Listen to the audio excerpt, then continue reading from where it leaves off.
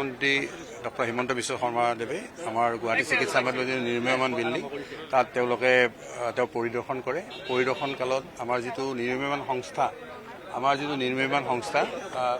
সংস্থা যিটো আছে NCC নাগাৰ্জুনা কনষ্ট্ৰাকশ্যন কোম্পানী তেওঁলোকক মাতি আনে।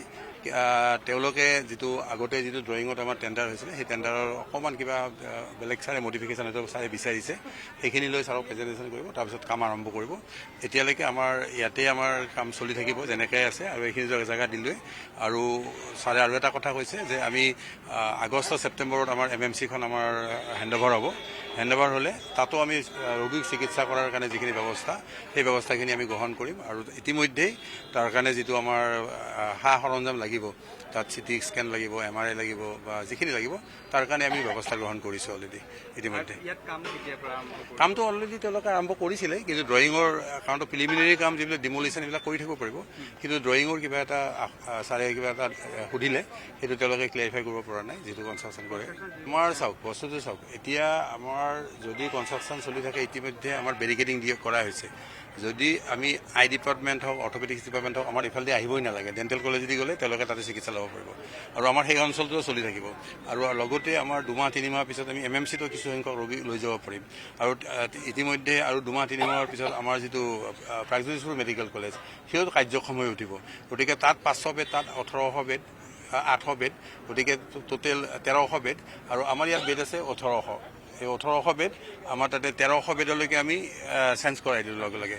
চেঞ্জ কৰাই দি আৰু আমাৰ যিখিনি তাতে বৰ্তমান আছে আৰু 1300 বেডৰ ভিতৰত 1800 বেডৰ ভিতৰত আমি আই ডিপাৰ্টমেণ্টত 150 বেড, 100 বেড আৰু অৰ্থপেডিক্সত আমি 100 বেড আৰু 50টা আমি 300 বেড নুচুৱেই।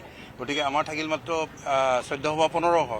গতিকে আমি 1300 বেড অলৰেডি উলিয়ালোৱেই। গতিকে আমি নিশ্চয়কৈ ৰোগীৰ কোনো অসুবিধা নোহোৱাকৈ আমি সম্পূৰ্ণভাৱে আমি পৰ্যায়ক্ৰমে এটাৰ পিছত এটা আমি MMCয়ে হওক বা আমাৰ সেইটো বিল্ডিঙলৈকে হওক আৰু মানে NCCৰ লগত কথা পাতি তেওঁলোকে প্ৰথম কোনটো ব্লক ভাঙিব লাগে, কোনটো ব্লক চিফ্ট কৰিব লাগিব, সেই গতিকে তেওঁলোকৰ পৰ্যালোচনা কৰি আৰু আমি চৰকাৰৰ অনুমোদন লৈ আমি এনেকৈ আগবাঢ়ি যাম।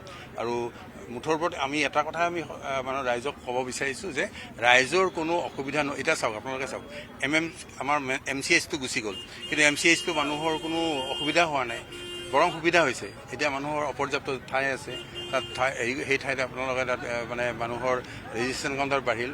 গতিকে নিশ্চয়কৈ আমি কথা দিছোঁ যে আমি শ্বিফটিঙৰ সময়টো যেতিয়া MMC হৈ উঠিব, আপোনালোকে MMC এবাৰ চাই আহিব। তাত আমি যদিও 800 বেড কৰিছোঁ, 1000 বেড মানে ধুনীয়াকৈ যাতে একোমোডেট হৈ যাব। গতিকে আমি 1000 বেড, তাত 500 বেড, 1500 বেড আৰু আমাৰতো 1500 বেডেই লাগে। গতিকে আমি ডিমলিশ্যন যেতিয়া আৰম্ভ হ'ব, ৰোগীৰ কোনো অসুবিধা নোহোৱাকৈ আমি সম্পূৰ্ণ চিকিৎসা ব্যৱস্থা আমি গুৱাহাটী চিকিৎসা মহাবিদ্যালয়ত আমি ৰাখিব পাৰিম। সেইটোতো এতিয়া তেওঁলোকৰতো 42 মাহ, যিটো ফেব্ৰুৱাৰীৰ যিটো কণ্টেক্ট হৈছে 42 মাহ। গতিকে 42 মাহৰ ভিতৰতে তেওঁলোকে মানে ডাঙৰ কোম্পানী নিশ্চয় কৰিব পাৰিব।